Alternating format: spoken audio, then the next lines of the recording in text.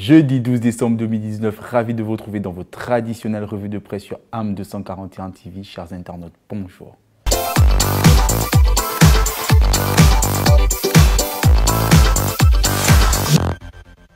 La route est un sujet qui fait couler beaucoup d'encre et de salive ces derniers temps. Nos confrères de l'Union ne restent pas en marge et titrent à la une.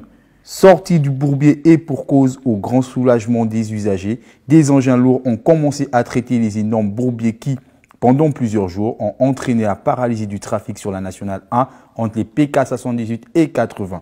Une situation d'enlisement qui a engendré de sérieuses difficultés d'approvisionnement en produits vivriers et diverses à travers le pays. C'est ce qu'explique le quotidien. En économie, le Gabon demeure principal bénéficiaire de fonds de la BDEAC, d'après Gabon Media Time. Reçu ce 10 décembre par le Premier ministre Julien Kogué-Bekale, le président de la Banque de développement des États de l'Afrique centrale a présenté le rapport annuel des activités de l'institution dont il a la charge. Outre ce rapport, le président de la BDEAC a également souligné que le Gabon occupait désormais la première place parmi les pays bénéficiaires des finances de la BDEAC. Parlons d'environnement avec votre média en ligne, Média 241. Le Gabon a l'ouverture du segment ministériel de la COP25. Les travaux ministériels de la 25e conférence des Nations Unies sur les changements climatiques ont débuté le 10 décembre 2019 à Madrid. Le Gabon est représenté par Lee White, ministre des Forêts en charge de l'environnement.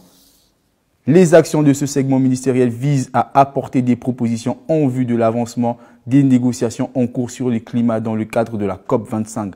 Sur le même sujet, le site lalibreville.com titre COP25, l'activisme de Lee White propulse le Gabon en haut de l'affiche.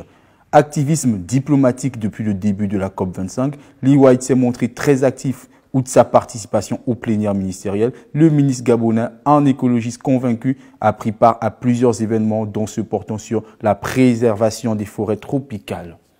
Chers internautes, c'est ici que prend fin notre revue de presse. Je vous dis merci de nous avoir suivis. À très vite sur AM 241 TV. D'ici là, portez-vous bien.